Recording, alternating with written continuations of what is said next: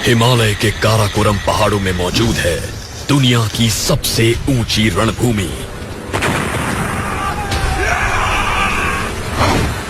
यहीं चट्टानों और बर्फ पर भारतीय सैनिक सामना करते हैं बेहद मुश्किल परिस्थितियों का, ताकि वो हिफाजत कर सकें एक ग्लेशियर की। यहाँ युद्ध का खतरा हर वक्त मंडराता रहता है और यही आज भी जारी है दुनिया का सबसे लंबे वक्त से चला आ रहा एयर सप्लाई ऑपरेशन। ये कहानी है सियाचिन की।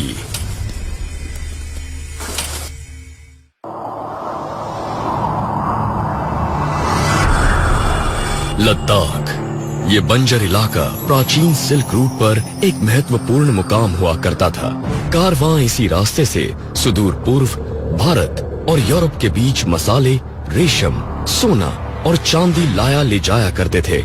इस ट्रेड रूट के इर्द गिर्द बौद्ध धर्म फला फूला और ये भारत से चीन और सेंट्रल एशिया तक फैल गया। लेकिन 20वीं सदी के मध्य से भारत, पाकिस्तान और चीन के लिए लद्दाख की अहमियत पूरी तरह बदल गई है। इन तीनों देशों की सीमाएं काराकोरम पहाड़ों से लगी हैं। इसके पूर्व में चीन और पश्चिम में पाकिस्तान है। ये दोनों ही देश भारत के साथ युद्ध लड़ चुके हैं। ग्लेशियर से भरे इस इलाके में ही लेह से करीब 200 किलोमीटर उत्तर में मौजूद है सियाचिन ग्लेशियर, जो 77 किलोमीटर लंबा है। इसका निचला छोर 12,000 फीट की ऊंचाई पर है और सबसे ऊपरी छोर 18,000 फीट से भी ज्यादा ऊंचाई पर है। सियाचिन पर पिछले 3 दशकों से भी लंबे दौर से जंग छिड़ी हुई है। ये इलाका दुनिया का सबसे ऊंचा युद्ध क्षेत्र है। सियाचिन पोलर रीजन के बाहर दूसरा सबसे लंबा ग्लेशियर है। सियाचिन के पश्चिम में साल्तोरो रिज है। इसके उत्तर में इंदिरा कॉल, जो भारत का सबसे उत्तरी छोर है। उससे आगे और पश्चिम में मौजूद है कश्मीर का वो इलाका जहां है पीओके, पाकिस्तान ऑक्युपाइड कश्मीर। सियाचिन के पूर्व में है काराकोरम पास। भारतीय सेना सियाचिन ग्लेशियर और साल्तोरो रिज पर तैनात है, जो 20,000 फीट से भी ज्यादा ऊंचाई पर है।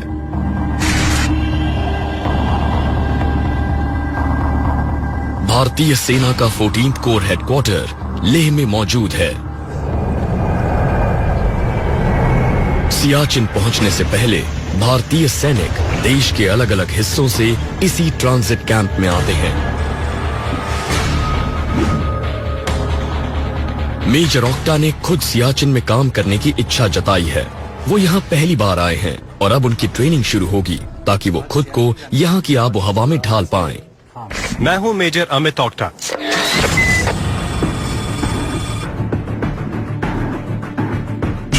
सबसे पहले इनका मेडिकल चेकअप होगा। ग्लेशियर के बेहद बेरहम हालात में काम करने के लिए जबरदस्त फिटनेस चाहिए। मेजर ऑक्टा वहीं अपनी यूनिट को ज्वाइन करेंगे। मैंने खुद सियाचिन जाने का फैसला किया। मेरी यूनिट को इस जगह का शानदार तजुर्बा है, तो मैं भी इस जगह का तजुर्बा लेना चाहता था। खुद इस जगह जाना चाहता था ताकि पता चले कि आखिर वहाँ हालात कैसे हैं।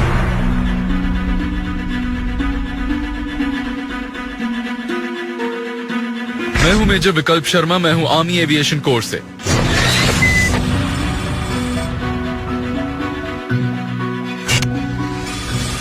ग्लेशियर पर ऑपरेशंस का काम काफी हद तक आर्मी एविएशन कोर की ऑन एयर सपोर्ट पर निर्भर करता है। ट्रांसपोर्टेशन और जरूरी सामान पहुंचाने के साथ साथ ये कोर सर्च और रेस्क्यू और मेडिकल इवैक्यूएशन जैसे जरूरी काम भी करती है। ग्लेशियर पर ज्यादातर सैनिकों की जान के लिए खतरा कम ऑक्सीजन और बेहद खराब मौसम की वजह से पैदा होता है। मेजर विकल्प शर्मा अपने चीता हेलीकॉप्टर में ग्लेशियर से भी आगे मौजूद एक फॉरवर्ड पोस्ट पर एक इमरजेंसी कैजुअल्टी इवैक्यूएशन के लिए जा रहे हैं। वो यहाँ 1 साल से भी ज्यादा वक्त से उड़ान भर रहे हैं।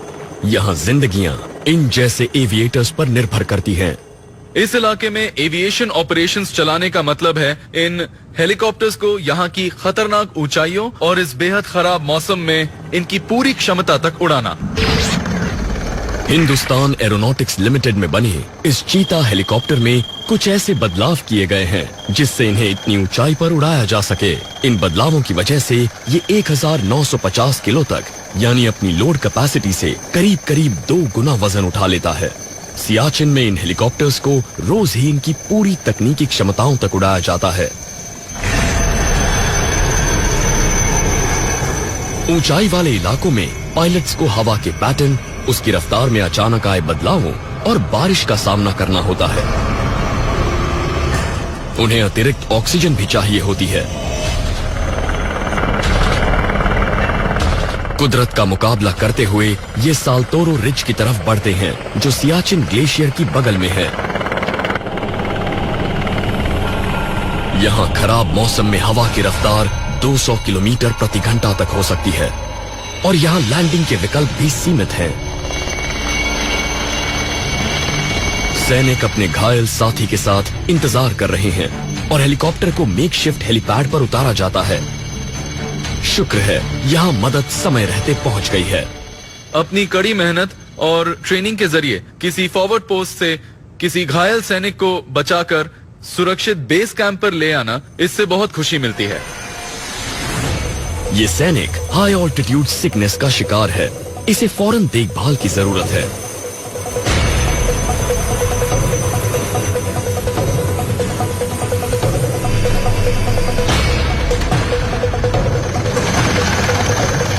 मिनट में ही ये लोग सियाचिन बेस कैंप पर लैंड कर जाते हैं।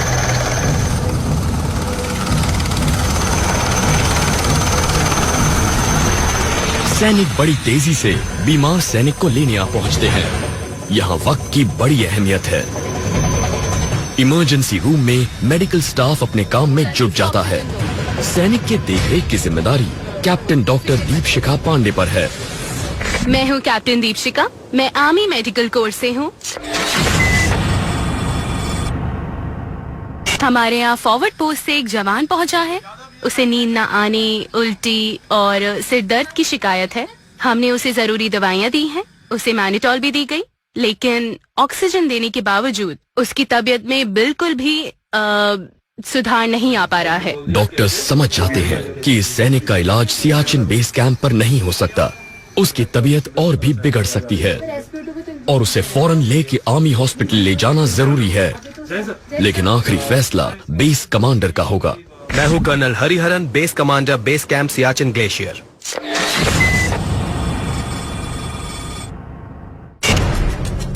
कर्नल हरिहरन फौरन इवैक्यूएशन का ऑर्डर देते हैं। शिफ्ट करना होगा, इनका ट्रीटमेंट यहाँ नहीं हो पाएगा। ये फैसला जिंदगी और मौत के बीच का फर्क तय कर सकता है। चीता हेलीकॉप्टर एक बार फिर उड़ान भरता है। इस बार ये लेह जा रहा है। सियाचिन में हेलीकॉप्टर हर 7 मिनट में टेक ऑफ करते रहते हैं।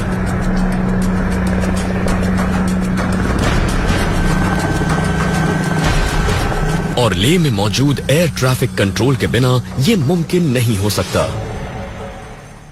आर्मी एविएशन का हर दिन चुनौतियों से भरा होता है। एक तो ये इलाका बेहद मुश्किल है और साथ ही मौसम हमेशा बदलता ही रहता है। आप लैंडिंग कर सकते हैं। हेलीकॉप्टर लैंड कर रहा है। आप घायल सैनिक को ले जाने के लिए तैयार रहिए। 40 मिनट में बीमार सैनिक को लेह पहुंचा दिया जाता है। यहाँ हवा का बहाव हर घंटे बदलता है और लैंडिंग यहाँ एक चुनौती हो सकती है। Perfect landing. मेजर विकल्प एकदम परफेक्ट लैंडिंग करते हैं। अब इसके बाद काम शुरू होता है लेह में मौजूद डॉक्टर्स का। रोज इस तरह के फ्लाइंग मिशंस कम से कम 2 जिंदगियां बचाते हैं।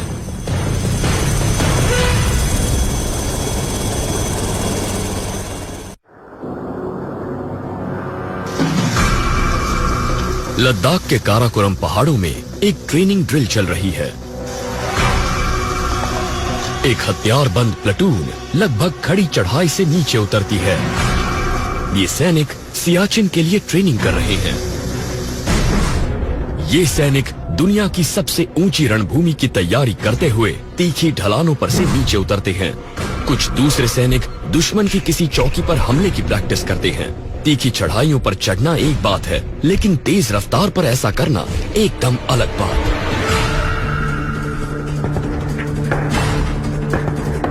ये सैनिक दुश्मन के रिएक्ट करने से पहले ही एक नकली पोस्ट पर हमला करते हैं। हैंड ग्रेनेड्स फेंके जाते हैं और पोस्ट पर कब्जा कर लिया जाता है।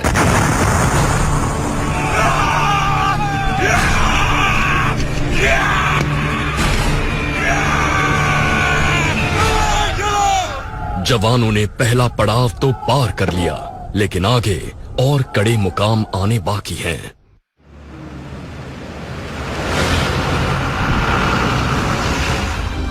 ये मेजर ऑक्टा का यहाँ 7वां दिन है।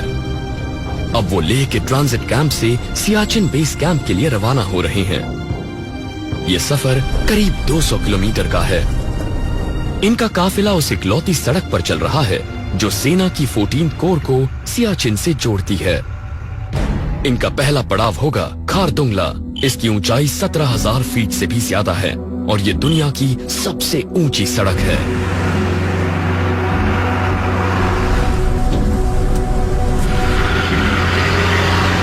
इस सड़क को पूरे साल चलते रखना बहुत मुश्किल काम है। सर्दियों में होने वाली भारी बर्फबारी और गर्मियों में लैंडस्लाइड और ग्लेशियर्स का पिघलना एक चुनौती है। अचानक फटने वाले बादलों से किसी पहाड़ी का पूरा हिस्सा बह सकता है। काफिला खारदुंगला पहुंच गया है जो लेह के 40 किलोमीटर उत्तर में है। मेजर ऑक्टा अपनी अब तक की सबसे मुश्किल पोस्टिंग के एक कदम और करीब पहुंच गए हैं। सियाचिन में पोस्टिंग होना अपने आप में बड़े गौरव की बात है। अगर लोग आपसे पूछें कि आपकी पोस्टिंग कहाँ हो चुकी है और आप बताएं कि आप सियाचिन भी पोस्टेड रहे हैं, तो आपके प्रति लोगों का नजरिया बदल जाता है।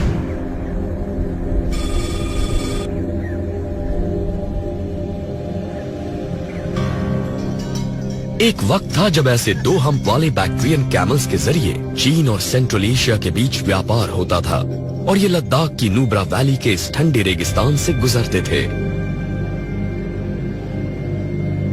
उत्तर पश्चिम में और आगे तुर्तुक गांव मौजूद है। भारत और पाकिस्तान की सीमा से जरा ही पहले बसे आखिरी भारतीय गांवों में से ये एक है।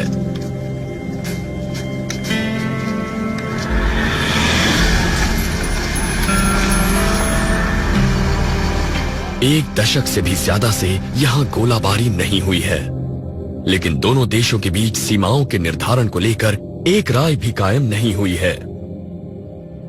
सीमा को लेकर होने वाला विवाद सन 1947 में हुए ब्रिटिश राज के भारत के बंटवारे के समय से ही चला आ रहा है। पाकिस्तान को यह बंटवारा मंजूर नहीं था क्योंकि कश्मीर अब भी भारत के पास था। तो अक्टूबर 1947 में पाकिस्तानी सेना ने भारत पर हमला किया। सन 1949 में युद्ध विराम की घोषणा की गई और कश्मीर के एक बड़े हिस्से पर पाकिस्तान ने कब्जा कर लिया।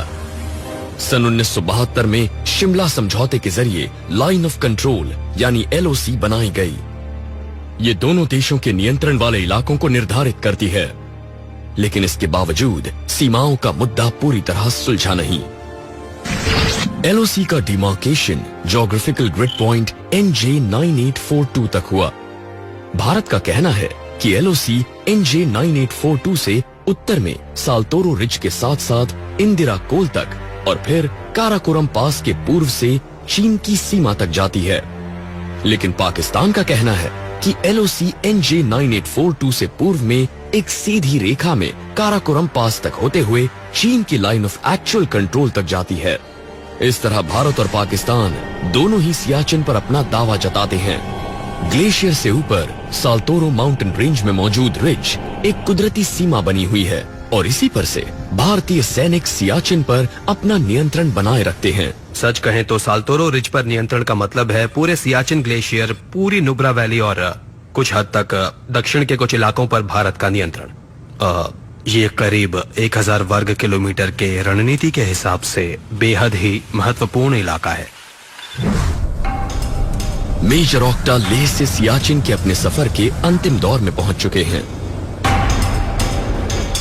ये ऊंचे पहाड़ों को पार करके अब नुब्रा वैली में सफर कर रहे हैं। इनकी यूनिट पहले ही बेस कैंप पहुंच चुकी है।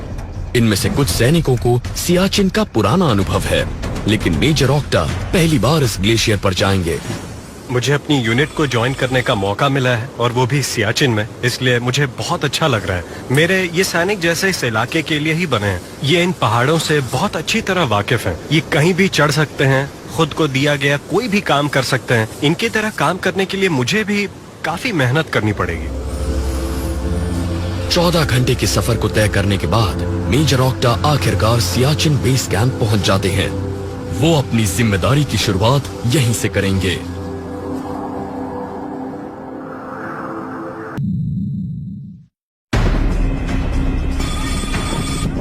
काराकोरम पहाड़ों की गोद में सियाचिन के शुरुआती इलाके में एक आर्टिलरी बटालियन ड्रिल की तैयारी में जुटी है।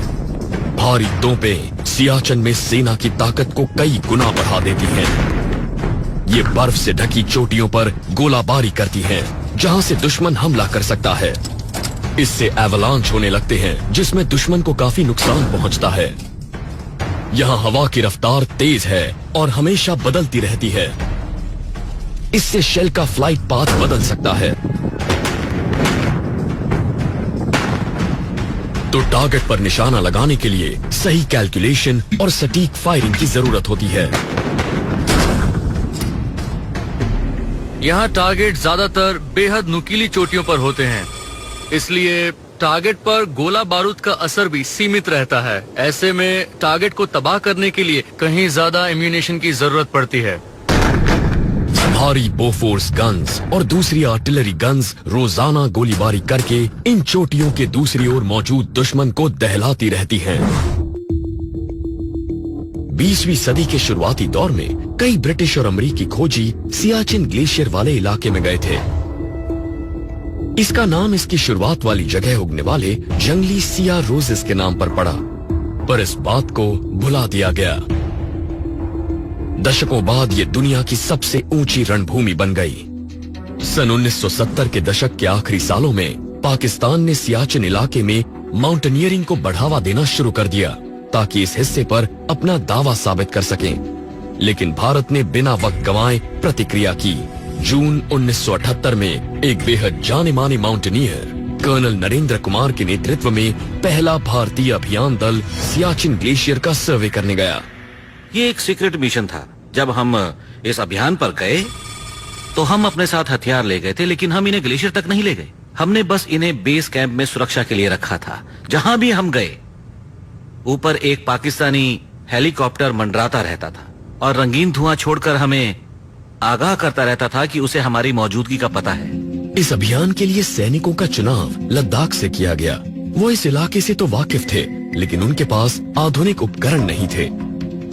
उन्हें हर कदम पर चुनौतियां झेलनी पड़ी।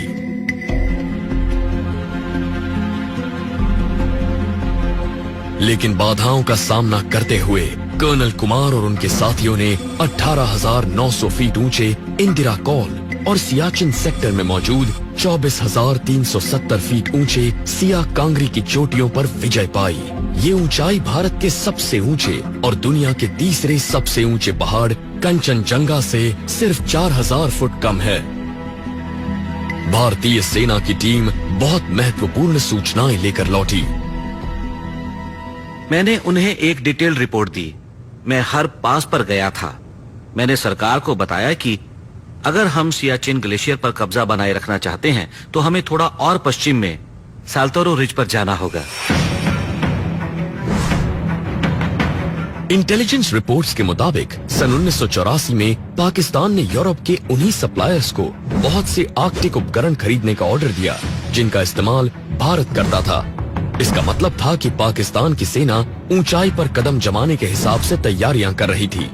इसे कोड नेम दिया गया ऑपरेशन आबाबील। इसके जवाब में भारत ने ऑपरेशन मेघदूत नाम से एक मिलिट्री ऑपरेशन शुरू किया और सियाचिन में सैनिकों को आसमान से उतारा।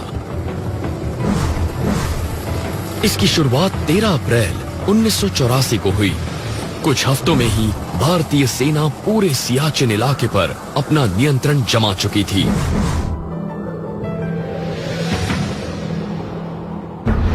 इसके बाद गोलाबारी शुरू हुई और तोपें 19 साल तक गरजती रही। पाकिस्तान ने 21,000 फीट ऊंची कैद पोस्ट पर कब्जा कर लिया था। इस महत्वपूर्ण चौकी पर भारत अब तक नियंत्रण नहीं कर पाया था। फिर 26 जून 1987 को भारतीय सेना ने अचानक हमला किया। दोपहर 1:30 बजे नायब सूबेदार बाना सिंह अपनी टीम के साथ 1,500 फुट ऊंची बर्फीली दीवार पर चढ़े और उन्होंने कैद पोस्ट को अपने नियंत्रण में ले लिया। ये एक बड़ी जीत थी।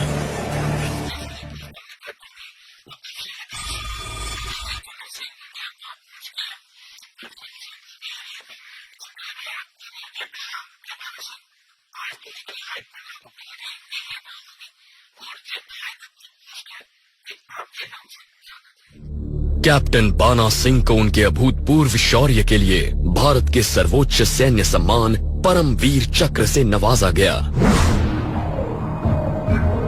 19 साल तक चली भीषण गोलाबारी के बाद सन 2003 में भारत और पाकिस्तान के बीच युद्ध विराम की घोषणा हुई, लेकिन ऑपरेशन मेघदूत के तहत भारतीय सैनिक अब भी फॉरवर्ड पोस्ट्स और बेहद ऊंचाई वाले इलाकों में तैनात हैं ताकि सियाचिन पर देश का नियंत्रण बना रहे।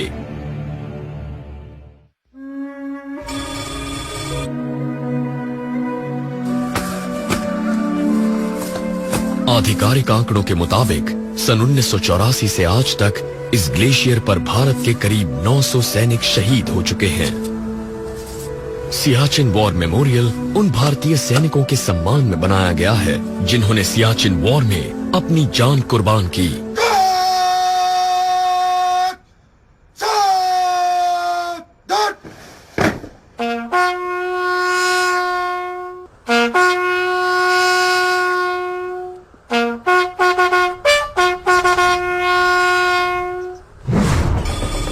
सियाचिन बेस कैंप इस ग्लेशियर के आखिरी छोर से 2 किलोमीटर दूर है।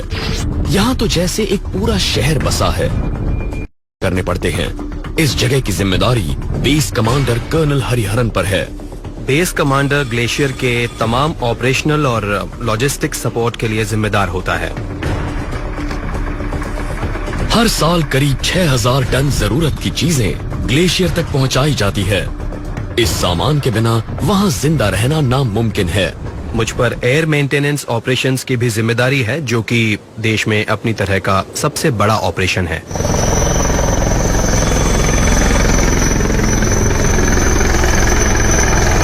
ऑपरेशन मेघदूत दुनिया में सबसे लंबे समय से चला आ रहा एयर सप्लाई ऑपरेशन है। इसे पूरे साल जारी रखना पड़ता है। पायलट्स को एक साल में उड़ान भरने लायक करीब 200 दिन मिलते हैं, लेकिन हेलीकॉप्टर्स दिन की शुरुआत से लेकर दोपहर तक ही ऑपरेट कर सकते हैं।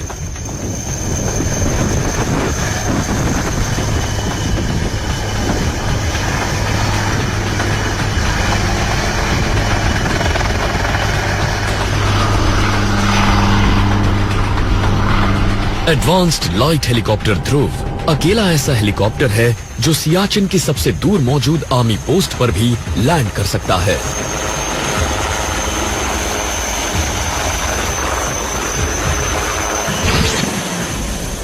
हिंदुस्तान एरोनॉटिक्स लिमिटेड ने जो ध्रुव मार्क 3 बनाया है, उसमें एक एडवांस्ड शक्ति इंजन है।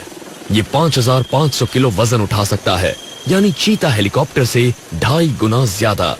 अपनी कार्बन फाइबर बॉडी की वजह से इस हेलीकॉप्टर का वजन बहुत कम है।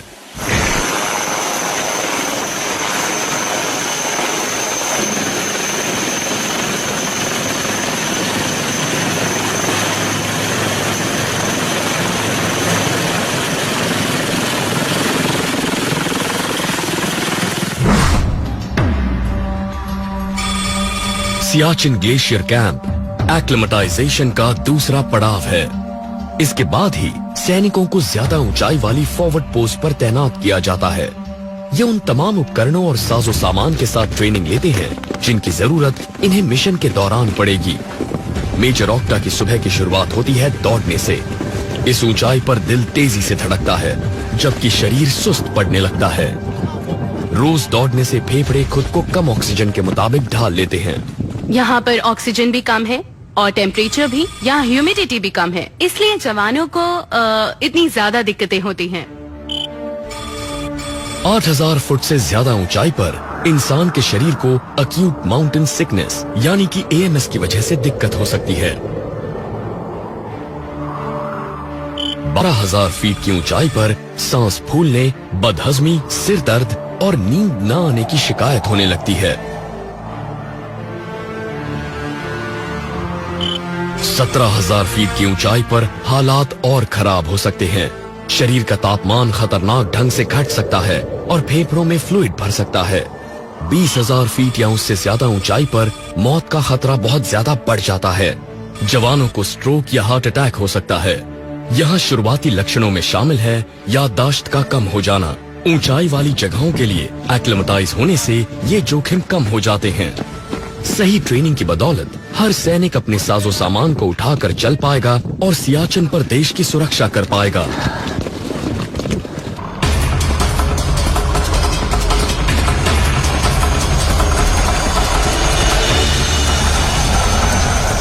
एक स्पेशल फोर्सेस स्नाइपर संभावित खतरों पर नजर रखे हुए है।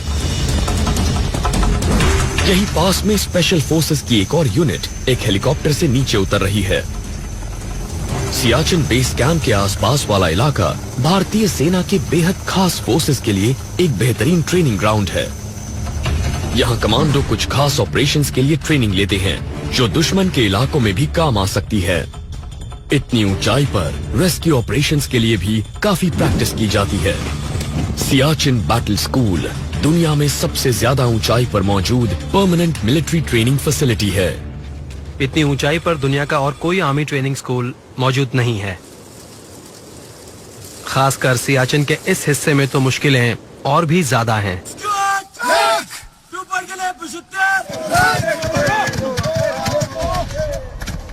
ट्रेनिंग ग्राउंड ग्लेशियर वाले इलाके जैसा ही है जहां कभी भी कुछ भी हो सकता है।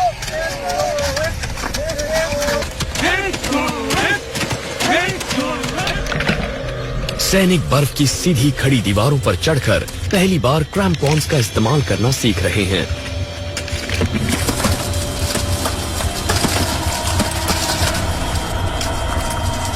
मेजर ऑक्टा और उनकी टीम बर्फ की एक दीवार पर चढ़ रही है। ये ट्रेनिंग सिर्फ ग्लेशियर पर ही फोकस्ड है। बर्फ की दीवार पर चढ़ना, खासकर 4 पॉइंट वाली तकनीक, इस ट्रेनिंग का सबसे मुश्किल हिस्सा है। ये बाकी सब चीजों से कहीं ज्यादा मुश्किल है। यहाँ जरूरत पड़ती है खास तरह के स्नो गियर की। ग्लेशियर पर तैनात हर सैनिक को दी जाने वाली पोशाक की कीमत 55,000 रुपए से ज्यादा होती है। यह है विंड चीटर और वाटरप्रूफ ट्राउजर का एक सेट जिसे ऊंचाई पर तेज और ठंडी हवाओं का सामना करने के लिए डिजाइन किया गया है। और ये है ग्लेशियर पर पहने जाने वाले वाटर और स्नो रेजिस्टेंट बूट्स। बेहद ठंड में ये पैडेड ग्लव्स फ्रॉस्ट बाइट से बचाते हैं। स्नो गॉगल्स स्नो ब्लाइंडनेस नहीं होने देते। माउंटेन गियर के अलावा हर सैनिक को खास तौर पर ऊंचे इलाकों के लिए डिजाइन किए गए टूल भी दिए जाते हैं। आइस एक्स बर्फ को काट कर चढ़ाइयां चढ़ने और उतरने में मदद करती है। जुमार नाम के एक मैकेनिकल डिवाइस का इस्तेमाल रस्सी के सहारे ऊपर चढ़ने के लिए किया जाता है। जूतों में लगाए जाने वाले क्रैम्पॉन्स बर्फ पर पकड़ बनाने में मदद करते हैं। एवलांच ट्रांसीवर रेस्क्यू से जुड़ा एक महत्वपूर्ण टूल है।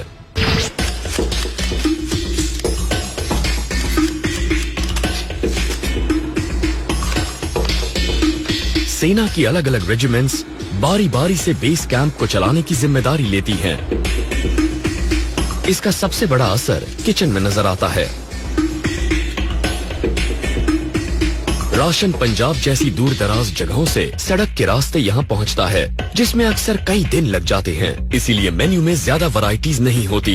जैसे हमारे पास ड्राई राशन आ जाता है, फ्रेश वगैरह आ जाता है, तो हम सीक्यू में बैठकर मेनू प्रोग्राम सेट कर देते हैं। सुबह ब्रेकफास्ट के साथ क्या होगा, लंच के साथ और डिनर के साथ। तो लास्ट में हम क्वार्टर साहब के पास जाते हैं, चेक करवाते हैं कि साहब ये हमने मेनू बनाया है। साहब चेक करते हैं, इसके हिसाब से बढ़ता है सर। हर सुबह बेस कमांडर केरोसिन शेड की जांच करते हैं। केरोसिन की बड़ी अहमियत होती है। सर्दियां यहाँ लंबी और मुश्किल होती हैं और औसतन 35 फुट बर्फ गिरती है। तापमान 0 से 60 डिग्री सेल्सियस से भी नीचे पहुँच जाता है। इन मुश्किल इलाकों तक ईंधन गर्मियों में ही पहुँचाया जाता है। ग्लेशियर तक कोई सड़क नहीं है, लैंडिंग पैड भी नहीं है। इसीलिए दूर दराज मौजूद चौकियों पर ज्यादातर सामान एयर ड्रॉप किया जाता है।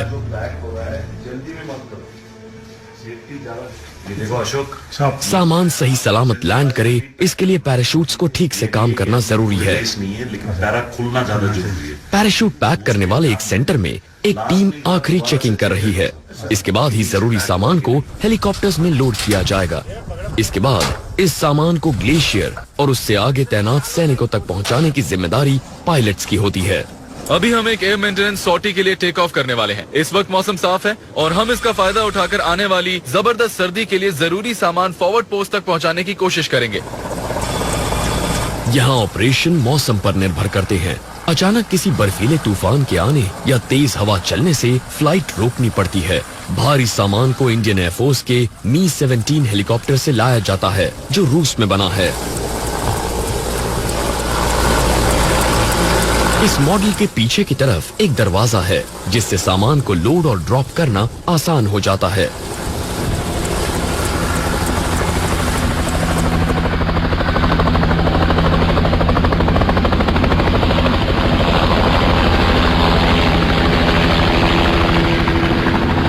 सामान को गिराए जाने के बाद उसे फौरन इकट्ठा करना होता है, वरना वो बर्फ में गुम हो सकता है।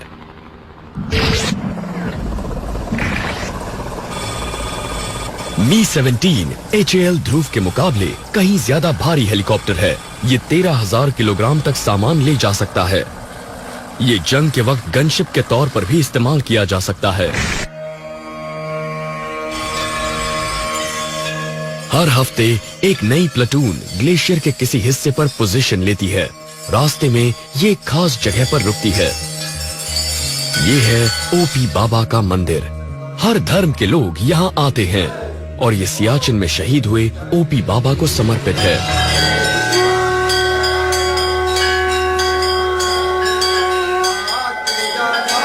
परंपरा के मुताबिक हर प्लेटून अपने आने और जाने से पहले यहाँ आती है।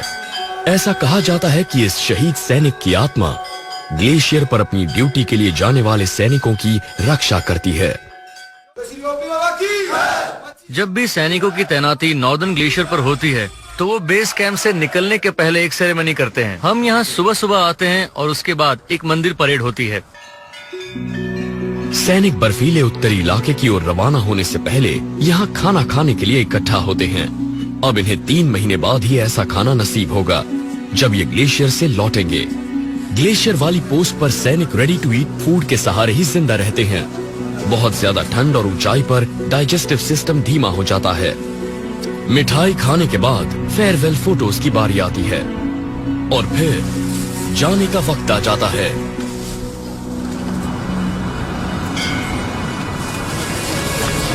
हर सैनिक के पास एक भारी 20 किलो का बैकपैक होता है। ये सभी जवान आपस में रस्सी से बंध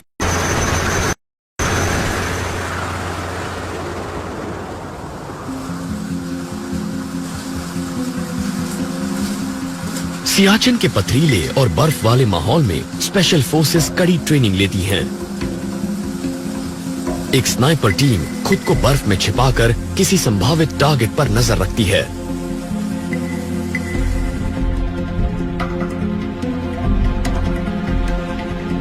इन्हें बिना रिलीफ या रिप्लेनिशमेंट के 96 घंटे तक अपने पोजीशन पर बने रहने की ट्रेनिंग दी जाती है।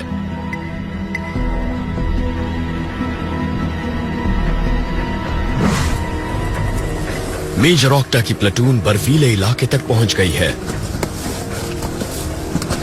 इन ऊंचाइयों पर पूरे साल बर्फ बनी रहती है। यहां जमीन फिसलन भरी है। अब ये सैनिक 15,200 फीट की ऊंचाई पर हैं। इन्हें अपने बैकपैक ज्यादा भारी लग रहे हैं। आगे खड़ी चढ़ाई है और इनकी सांसें तेज होने लगी हैं। यहां से आगे सारी चढ़ाई बर्फ पर ही होगी।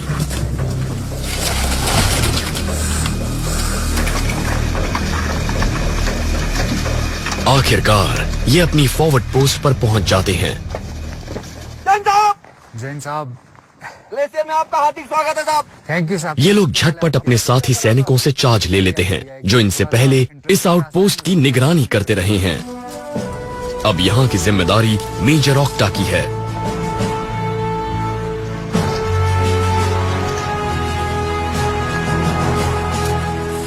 वो अपने घर से बहुत दूर हैं। आने वाले दिनों और हफ्तों में उनका और उनके साथियों का कड़ा इम्तिहान होगा। अपने से पहले यहाँ आए अनेक वीरों की तरह इन्होंने भी खुद यहाँ की पोस्टिंग को चुना है। कई हफ्तों की एक्लिमेटाइजेशन और महीनों की ट्रेनिंग के बाद मैं और मेरे सैनिक आखिरकार अपनी पोस्ट पर पहुंच ही गए हैं। अगले 3 महीनों तक अब ये ग्लेशियर ही हमारा घर होगा। यानी ये ग्लेशियर पूरी तरह सुरक्षित है